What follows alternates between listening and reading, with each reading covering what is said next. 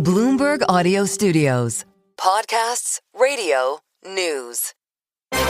This is the business of sports. Sports are the greatest unscripted show on earth. The next generation of players who really grew up with tech and believe in tech. Your face is your ticket. Your face is your wallet. Your face is your access to a club. These are such iconic and important buildings for businesses, for fans. COVID was one of the best things that ever happened to golf. The NFL is a bulletproof business. Racing's unique because there is absolutely no reason why we can't compete with the guys. Come on, is pro pickleball real? Are people really going to tune into this? If you're playing Moneyball with a huge bag of money, you're going to be really, really good. Bloomberg Business of Sports from Bloomberg Radio. Hello, this is the Bloomberg Business of Sports, where we explore the big money issues in the world of sports. I'm Michael Barr. I'm Damian Sassower. And I'm Vanessa Perdomo. Coming up on the show, we'll hear from tennis superstar Serena Williams. She was speaking with Bloomberg TV anchor Danny Berger at the American Business Forum in Miami recently about her business interests off the court. The new modern athlete, if you think about it, the modern athlete, if they're only playing their sport, then now that's frowned upon. True. So I love seeing the difference of how it started versus how, people look at sport as an athlete now. We'll hear a little bit of their conversation about how Serena is channeling her competitive spirit into investing. All that and more is on the way on the Bloomberg Business of Sports. But first, we've got another big betting scandal, this time involving two big league pitchers. Joining us to discuss the latest is Bloomberg U.S. sports business reporter Randall Williams. Randall, welcome to the Bloomberg Business of Sports. Thank you for having me. Man, there's a lot of topics to talk about, but let's start with the elephant in the room, and that involves the MLB pitchers. They've been charged in a gambling probe. Let's start off with that. This is very severe. Yeah, the criminal sin, the cardinal sin of all of sports now is betting on it. And the fact that these guys are millionaires betting for thousands, it just never ceases to amaze me. The fact that they're willing to sacrifice their entire careers, and relatively young guys as well. It isn't something where it's like, these are failed careers. They had their entire careers ahead of them, and now it doesn't look like it anymore. Two Cleveland Guardian pitchers, Luis Ortiz and Emmanuel Clase, they were charged with fraud for allegedly manipulating their pitches in Major League Baseball games, Vanessa. It's really obviously crazy because after we just saw the NBA scandal just happen and they're so close together, these two indictments. Randall, what does that say? I mean, does that then put now a lot more pressure that these two things happen so close together? I think it puts both leagues under the microscope. I think of the sports that you can bet on, baseball and basketball are the ones that you can manipulate the most easy, just because of the fact that, in Jonte Porter's case, you remember he was like a 10th to 15th man on the bench, and so the lines that he was being bet on were very easily, he could just check in and check out of the game. The same thing with some of the allegations with Terry Rozier and others as well.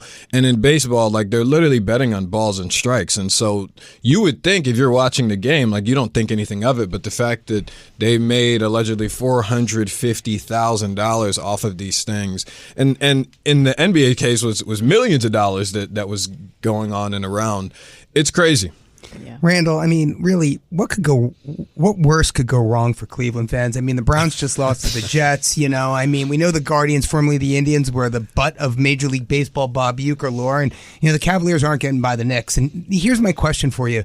Rozier and Phillips, Chauncey Billups, who were also accused from the NBA, they denied wrongdoing. Now you've got Clase and Ortiz also denying wrongdoing. Have we seen any of the government's evidence to support their case against these players? Or, speculating here, but perhaps they're relying on some false testimony from some Costa Nostra representative. I'm just speculating here, but Sure. How reliable is all this? Let's start with the NBA. There's 30 plus people involved, and so we'll see what happens when when it occurs in court. On the MLB side, I read the entire case, and they have text, they have exchanges from when the pitchers were on the mound and off the mound, and so if you're asking me my opinion, wow, the pitchers are done. It's very damning evidence that is in the federal indictment, and with that in mind, I think the NBA one, we'll have to see a little bit more. But the way that FBI Director Kash Patel came to the podium and all of these little catchphrases that they're using in celebration of this, I mean, I think you don't really roll out the red carpet that way unless you're ready for a show.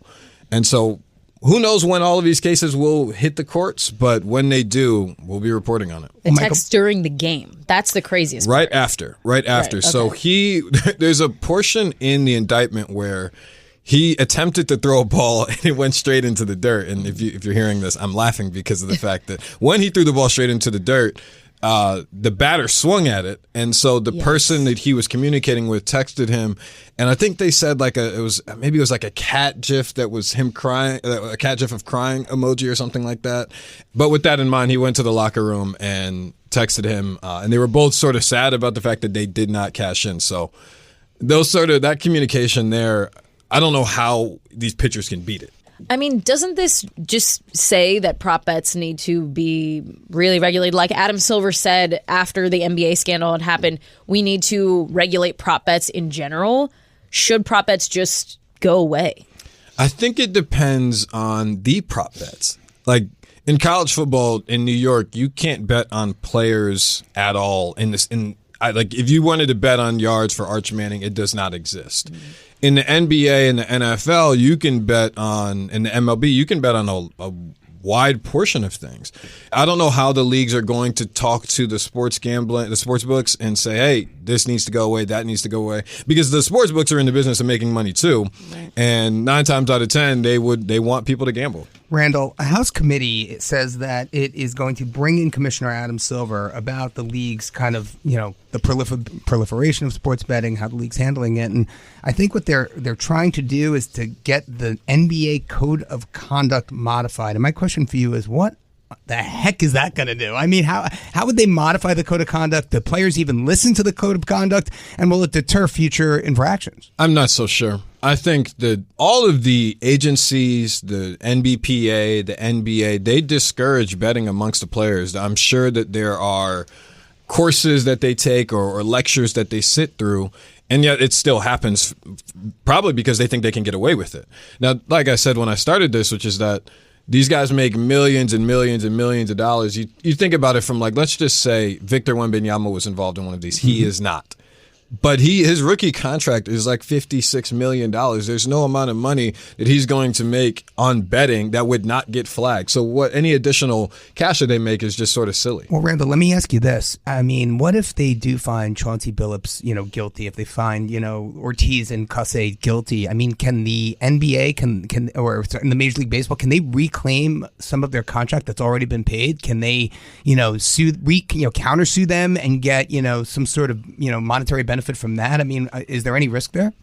I'd be interested to see if they would take that approach, but my gut tells me that if they were convicted of this, then the NBA and MLB would just let the feds deal with it and then just push it away. Because the more that you try to recoup some of this, I'm not sure what they have to gain from these things. Like, you would rather just push all of the people who are allegedly involved as far into the corner so that they're out of sight, rather than being like, no, we want our thousands of dollars back when you have billions coming in from a media deal. You see what I'm saying? And Clase they want to wash their hands of it. Right, exactly. I mean, I guess we'll know if Clase doesn't come back from his vacation in the Dominican Republic, right? I mean, then we'll know what he would know. But I'm just kidding. I mean, but that isn't that a real risk that some of these players are going to say, oh, I was wrongfully accused and, I'm not coming back to the United States because, they're going to take my, I mean, how are they going to get any sort of, I guess how are you going to kind of find enough evidence to really hold these players' feet to the fire? I think there's more than enough evidence in the indictment for both of the pitchers. I think the text exchanges that are in there are just damning. Yeah. I think that's more of a question, right? It's more of a question like, if it was just the NBA and MLB investigations and then they were banned, that would be one thing, and then the players would be able to say more on it. But then the federal government gets involved and it's an entirely different story. By the way, this blew me away. If you want an idea on how college sports has changed, Juju Watkins, she's with the University of Southern California, women's basketball superstar. She has bought a minority stake in the NWSL's Boston Legacy. That you would never hear anything like that years ago, back when Woody Hayes or whoever was coaching football or any kind of sports. Yeah, it doesn't necessarily surprise me because Juju Watkins has a great team in Clutch Sports surrounding her. But I believe that she's the first college athlete to ever have a sports team ownership. And with that in mind, I mean, look, this is all powered by endorsements, and she's managed her money very well so that this opportunity could come about. And it's crazy. I mean, people were really interested in the story. I think it's one of the most read stories I've ever had at Bloomberg. That's the interesting thing that I remember you saying about why do you think it was? Is it the juju of it all? Is it the fact that it is, like Michael said, this unbelievable thought that a college player could own a team? Yes. And I think I have fabulous editors. No, I think that there is an interest in college sports ownership, period. I mean, if you can have enough money to invest in a sports franchise, people don't think of it that way. Like, oh, yeah, they're in college, they're kids. But then when you talk about how much money that some of these people are making, especially on like the women's basketball side of things, I think that it's shocking that the first person wasn't Caitlin Clark. And if it was not a woman at all, then your first guess probably would have been Shedeur Sanders or Arch Manning or any of the college football players who have been incredibly popular. Your last guess, or maybe not last guess, but you would not have guessed Juju Watkins first. And with that in mind, I mean, she's done, like I said, incredibly well. She has multiple brand deals with Nike and so many others that are within the story. I mean, she has so many that I can't remember them all off the top of my head. And now she is an NWSL Boston Legacy FC owner. So congrats to Juju. Yeah, I mean, it's pretty unbelievable. I'm sure we're going to hear, more examples of this happening, right, Michael Barr? I mean, college players, I mean, they are deep-pocketed now for sure. Oh, yeah. I think potentially, but it depends on, you have to have an ownership group that wants to do this to begin with. Fair. And with that in mind, like you look at how much WNBA teams are going for and I don't even know if the rules will allow that. Like, let's say you're a basketball player, you're a WNBA player, and you want to, a college basketball player. The rules might not allow that. This is a very specific case of NWSL that would allow it. And from the college football side of things, it would be the exact same things. What actually can you buy with your money in college that is not going to violate any of the leagues that you're trying to get into their rules? So the reality is what should be bought into and the assets that are going to be valuable are the NWSL and maybe women's volleyball, and they wouldn't really look for college football players as an owner. Exactly. So congrats to Juju again. Our thanks to Bloomberg U.S. sports business reporter Randall Williams for joining us again. Up next, we turn to sailing and talk to Red Bull Italy Sail GP team chairman and co-owner Gianluca Passi di Prepozzo. For Damian Sassower and Vanessa Perdomo, I'm Michael Barr. You're listening to the Bloomberg Business of Sports from Bloomberg Radio around the world. This is Bloomberg Business of Sports from Bloomberg Radio. This is the Bloomberg Business of Sports, where we explore the big money issues in the world of sports. I'm Michael Barr. I'm Damian Sassower. And I'm Vanessa Perdomo. Let's talk sailing. The Sail GP season is winding down this month, and joining us now to talk about the sport and the big money going into it, to Red Bull Italy Sail GP team chairman and co-owner Gianluca Passi di Prepozzo. And his team is just wrapping up its first season. Gianluca, hello, my man. Welcome to the Bloomberg Business of Sports. Thank you so much for having me here today. This is, I love this, man. Here's why Larry Ellison co-founded the latest, which you guys are with Sail GP, because the America's Cup only goes every 4 years. This is every year. Correct. Obviously, we've been very lucky to have to be in a sport that has such a deep history. You have to consider that America's Cup is the third oldest sport competition in the world after the Olympics and Royal Ascot. 176 years of history. But the issue there, and what Larry Ellison understood and capitalized on, was that the Americans Cup is every 4 years. In the middle, there was nothing else in terms of sailing competition. And so there were like millions of people across the world incredibly passionate about sailing. They were left basically orphan after each Americans Cup. And was not only that what Mr. Ellison understood, it was also the fact that he could start a new league, getting the best ideas from all the sports league out there. And that's how the project started in 2019 with together with Russell Coutts. And now we're only in the 5th season, but we're very excited for the future of this league. And Vanessa, you got a name like Larry Ellison, co-founder of Oracle. You know this is going to be a success. Oh, you know, and he's put a lot of passion and a lot of money into this because he, like you said, he knows that there's this audience there that's fervent for something every year. So you said this is the 5th season, but you guys are in your 1st season, the Italian team. Tell me how it's been coming into this, how you're working with Jimmy, and how you really got into this sailing venture for yourself. Absolutely. So, dear friend of mine for 20 years, Assia Grazioli, reached out to me. Both Assia and I, we are investors, we each have our own fund. And but she had an amazing background in sports. She's been on the board of Juventus for 9 years, and when she started her fund, Muse Capital, she started investing in women sports. And she reached out to me. This was about 2 years ago.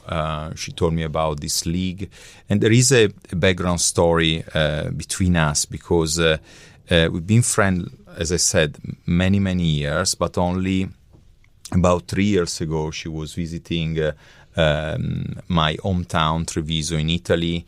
I was not there, but it was like saying hi to my parents. And the office of my father, there was a picture on the wall with him on a sailing boat, black and white picture from many years before. And she asked, "What's this picture about?" Well, my father goes, "Well, this picture, it's me in the first whitbread race around the world, 1973."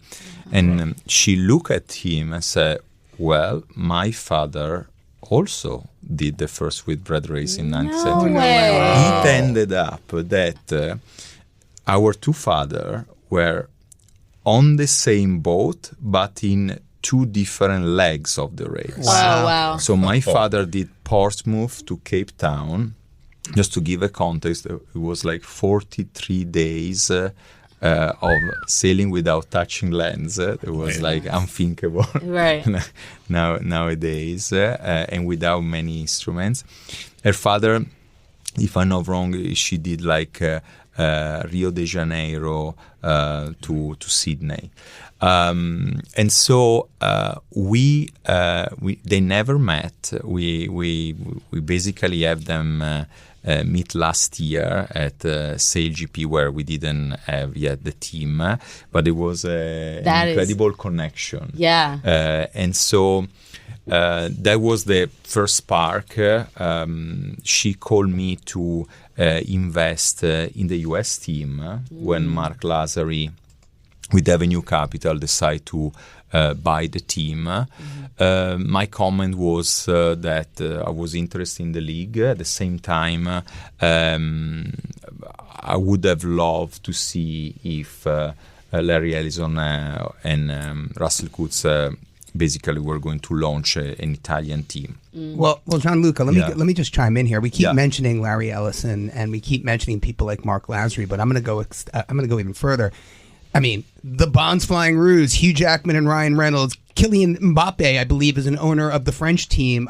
Sebastian Vettel, the German team. I think Anne Hathaway is somehow involved with you in the Italian team. I mean, these aren't just nobodies, right? So it's commanding the attention of, real investors and real people alike. And, I just have to ask your question, when you're thinking about the growth of the league, right? And the league right now has 12 teams, 12 countries effectively represented.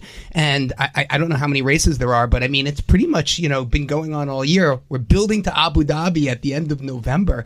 Talk to us about the excitement around this final match. I mean, how many teams are left in it? Who are who do you think's going to win the league this year? I mean, it's pretty unbelievable. Yeah, it's pretty tight. There are like 3 teams, UK team, New Zealand team, and Australian team. The Black Foils. They are like the Spanish team are just a little bit behind, but there's going to be a tight finish, last race of the year. So what happens? You have the Saturday where all 12 teams participate, but then only 3 teams. Basically there are like 4 races on Saturday and then 4 races Sunday. Also very important to say is a very short format, so it's 15 minutes per race, back to back, and then. On Sunday, there is the final, in particular in Abu Dhabi, there's going to be the season final with the last 3 teams, and they're going to compete for the big prize that is $2 million. Wow, so that grand final race is a winner-take-all between 3 teams, if I'm not mistaken. I mean, Correct. That is exciting stuff, yeah? Correct. I mean, unbelievable. And, to basically add what you just said, this concentration also of talents from entertainment, from sports. Again, it was because when you look at this league, there are few characteristics that make it very unique. And first of all, very centered on make the team profitable in the short term, which you guys know very well. It's a big challenge for sports team to create that. Now, I want to explain very quickly the teams that are in the lead. The Emirates, they're at 85. The Black Foils at 82. The Bonds Flying Roos at 80. Love that name. And I love that. It's pretty good. But now, unfortunately, you guys are out of it because you guys are in 10th place. But I have to ask, and I'm not trying to embarrass the United States team, how do you get -4 on the board? I mean, what, did they go backwards or something? Or what happened? How do you score -4? We're negative because you can get a lot of the penalties during the race for many different reasons. And, the U.S. team, is... the ownership of Michael Clase is also pretty recent, 2.5 years. And it takes time. Like, people don't realize from outside, these are the most difficult sailing boats to drive in the world. And, it takes at least 2 or 3 seasons, especially for a new team, to perform at best, because you have 6 people on the boat, and everyone needs to be very coordinated. At the same time, you're flying on the water at 60 miles an hour. And I'm not trying to embarrass the United States team, but it just... You did a great job of it, Michael Barr. But I saw the scoring, and I'm like, and you have to understand, I'm a big auto racing nut. I have never seen a negative for any driver when you're coming to the show, but because of the scoring system, like he said, that's the way it is. Yeah. But it's going to be exciting. I mean, it's definitely really exciting. Also, like you were mentioning, how fast the boats go, but how big the boats are. I mean, you can't really see it until you're actually there in person, and the in-person experience is really amazing. But one of the things I wanted to ask you about, as when we're talking about the different teams, is like you had mentioned, it's USA, Italy, Australia as a team, New Zealand as a team. There are all these different countries that are represented, but each team isn't necessarily only represented by athletes from that country. How do you think that is an advantage, disadvantage when you have teams that are representing a country, but sometimes the drivers or people on the team aren't necessarily from there? Why isn't it not just, team names, sponsors, or whatever? Why is it important to have the nations represented, do you think? Well, there was one of the characteristics. You can have, obviously, people from other nations, but you need to have at least half of the team on board that is represent the country of the nationality of the team. The 5 characteristics that's I want to talk about that are that made unique the league are men and women on the same team. There are very few leagues that men and women compete in the same teams. Only one vote per nation, so that creates scarcity, but also make the halo effect where you have all the people from the country like supporting their own team. Every vote is exactly the same by the millimeter, like weight and all carbon fiber. They're built in Southampton in England. Spectacular location around the world: Saint-Tropez, Rio de Janeiro, Abu Dhabi,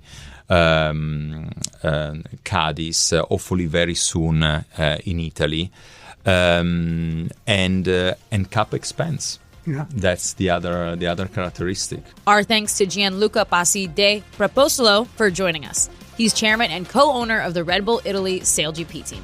Up next, we hear from tennis legend Serena Williams. For Damian Sassower and Vanessa Perdomo, I'm Michael Barr. You are listening to the Bloomberg Business of Sports, Bloomberg Radio around the world.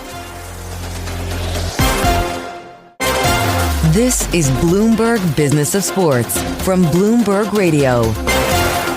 Thanks for joining us on the Bloomberg Business of Sports, where we explore the big money issues in the world of sports. I'm Michael Barr. And I'm Vanessa Perdomo. Nearly a decade after launching Serena Ventures, Serena Williams is channeling her competitive spirit into investing. Bloomberg TV anchor Danny Berger recently got a chance to sit down with Serena at the American Business Forum in Miami. Let's take a listen to a little bit of their conversation. I feel like I've always thought of me as a businesswoman. I think when it came to sport and when it came to things that I did in sport in particular, listen, my job was a business. You know, it wasn't for me just about going out there and hitting tennis balls and winning. Obviously, that was the biggest part of it, but it was also really about being a business, being an entrepreneur. And at the time, when I was doing all this, there was lots of things and lots of people saying that you have to focus only on tennis, that you can't do other things, you can't have this other stuff, you can't be an entrepreneur, you can't think about other businesses, you really just have to do tennis. And I pushed that envelope and I said, you know what, that's not me. I am a kind of person, I was taught from an early age, actually from my father, that it was really important to have a plan B. I don't know if he thought that I would do decent in tennis or not. Maybe that's why he told me I needed a plan B.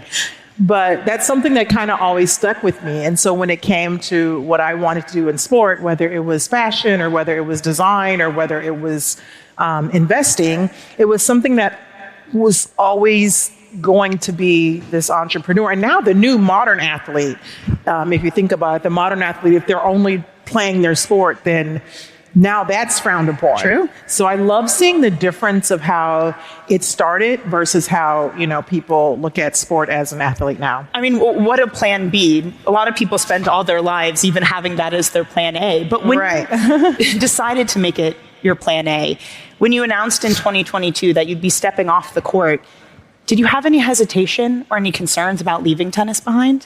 Absolutely. You know, my whole life has been tennis up until when I retired.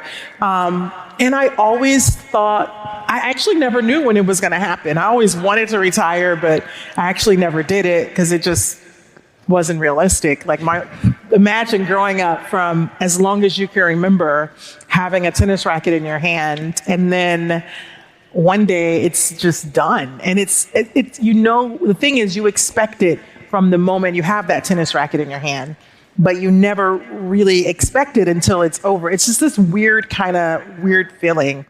That's tennis legend Serena Williams speaking with our own Danny Berger recently in Miami at the American Business Forum. For more about the event and that conversation with Serena, we welcome Bloomberg TV anchor Danny Berger. Danny came back. I couldn't resist.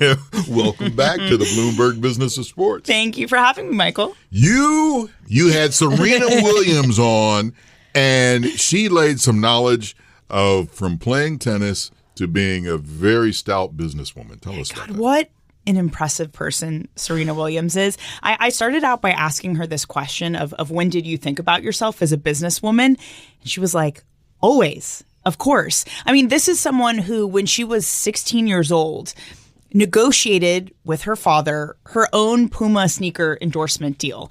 She started investing while she was still playing tennis. She tells a story about her walking to the center court at Wimbledon on the phone with an investor, and the investor being like, hey, where are you, by the way? And she's like, I was just about to go play at Wimbledon. But as with much of her life, a lot of it was formed and shaped by her dad. Anyone who's watched the excellent movie King Richard would know very well about this. And she said that her dad had always told her, you need a plan B. So very quickly, investing was her plan B. So she's been doing it for a while. She announced that she was stepping aside and retiring from tennis in 2022. So plan B becomes plan A, which of course is hilarious because people spend their entire lives hoping that investing is their plan A. And for her, it was like kind of the backup retirement option. Wow. Right, which is funny because when you guys were talking, you asked her about it. And you asked like, well, do people kind of say you don't belong in this world because of exactly what you were saying? People work their whole lives to be in it, and she just so happened to be in a position to join in this space as an athlete. Yeah, and she said this thing that I thought was interesting, that athletes, maybe when she was doing it, were kind of looked down upon, being like, why would you be investing? And now if you're an athlete, you gotta have a side hustle. I mean, it feels like everybody does in this world, whether they're becoming investors or otherwise. I still think, though, it's become really hot for celebrities. And I should just say Serena Williams doesn't like to consider herself a celebrity, but I don't know what else she is if not a celebrity. Or at least she doesn't like to be called it. But let's say public figures. Right. A lot of public figures are starting investment funds. Snoop Dogg has one. Tom Brady has one, which, by the way, just bought a cleaning product from Pitbull called Clean Boss for whatever that's worth. Oh. So there's all these things happening, and a lot of them haven't been successful. I mean, Kim Kardashian had her Sky Partners fund. They really struggled to raise money. They struggled to find anything to buy.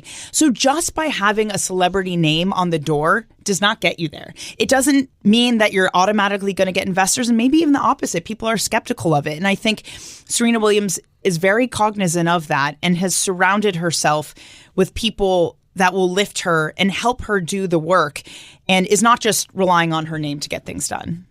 There was a story that tickled me about Serena Williams. And of course, she's got these big old fat checks, and she's going through the drive-through of her bank to hand the check over to deposit.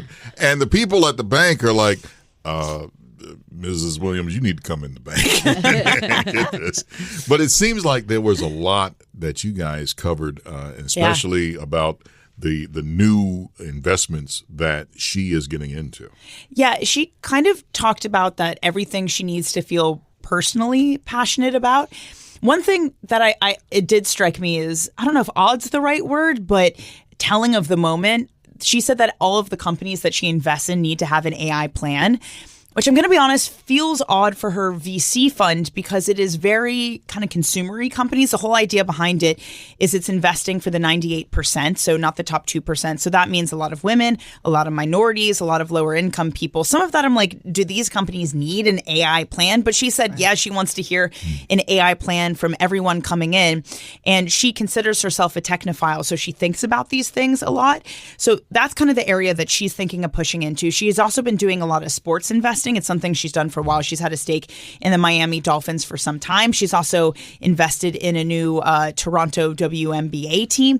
I asked her the thesis behind it. Honestly, it kind of sounds like she was more or less just like, I know sports really well, so I know what I'm doing. Right. All right. Well, I'm mad at the Miami Dolphins right now because they knocked out my Buffalo Bills in the condolences. Oh my goodness! In my survivor pool, that wasn't supposed to. Okay, I'm shutting up now. Go ahead, Vanessa. I'm sorry. No, I think that one of the things that's interesting that you're talking about, like when you talked about earlier, was that she feels like everyone has to have a side hustle now, or not her, but like in general, all athletes, they have a side hustle. But back when she started it, you didn't necessarily, it wasn't the norm, but also people weren't making as much money back then. People are making way more money now. Why do you think they need to have side hustles now or feel like they do? Maybe it's just that the path has been paved for them, that there are many examples of athletes who have gone out and done this where before it wasn't really a thing. I mean, the way you made money was more the Michael Jordan model, that you had endorsements. And that's still the model, right, of a lot of these athletes making money. But you look, at soccer and taking stakes in American soccer teams, that's obviously very popular now for an emerging sport. You have Andre Agassi having a stake in pickleball. Everywhere you kind of look, it's not just about endorsements. It's about owning a piece of something or starting your own fund. But again, I would just say that starting funds at the moment for these celebrities, it's a moment where private equity and private capital is really, really challenged. They're all really struggling to raise funds. So I think that is a more trying time for them. It used to be that anybody could start a fund and you have celebrity power, and that's awesome too. I think it's a little bit more difficult to do that at the moment. So a lot of people are still trying to do it because, again, that path has been laid out for them. But I think it is getting more difficult for some of these celebrities to branch out into different side hustles, as it were. So what I have learned from this interview is that I'm broke.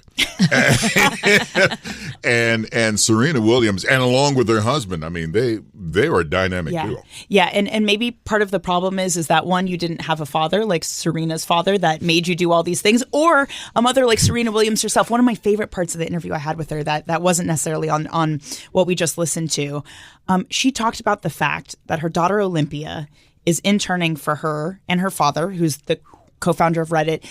Her daughter's 8 years old. I don't really know what an 8-year-old is doing at a VC fund or at Reddit, but she was like, she's there. During the year, she's interning at my fund. During the summer, she's interning with her dad.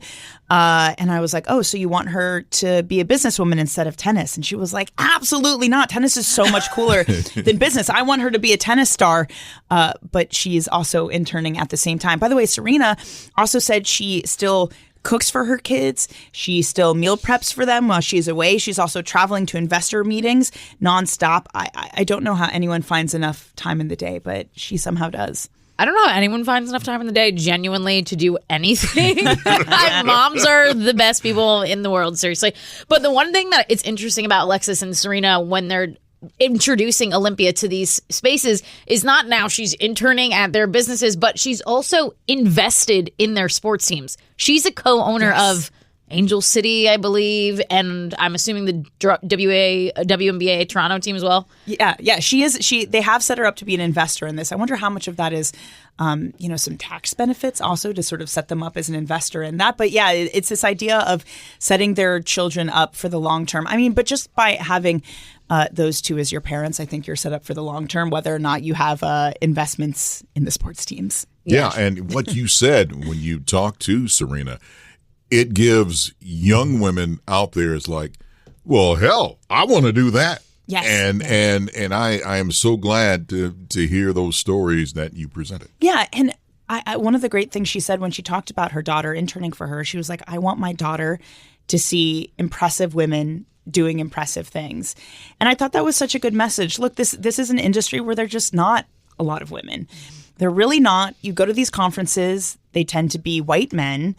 They tend to have very similar backgrounds, and you can't think of a more different background than Serena Williams. Mm-hmm. I mean, she is so impressive and speaks so eloquently. She even said, very self-deprecating, she said during the interview, I'm super low energy. And I'm like, I have seen you smash a tennis ball. What are you talking about low energy? But just her existing and investing, especially in this idea that she's investing for the 98%, I think is really important at a time when, again, it's still an industry really dominated by men, but you do have increasingly women and people of color trying to make inroads. Danny Berger, you're an old friend of the show now. Thank you so much for joining us. Thank you so much. And that does it for this edition of the Bloomberg Business of Sports. What happened, Vanessa? The show just like poof. It was a fun one. It goes by quick. I know. The next thing you know, it's like I'm saying for Damian, Sassower, and you, Vanessa Perdomo, I'm Michael Barr. Tune in again next week for the latest on the stories moving big old money in the world of sports.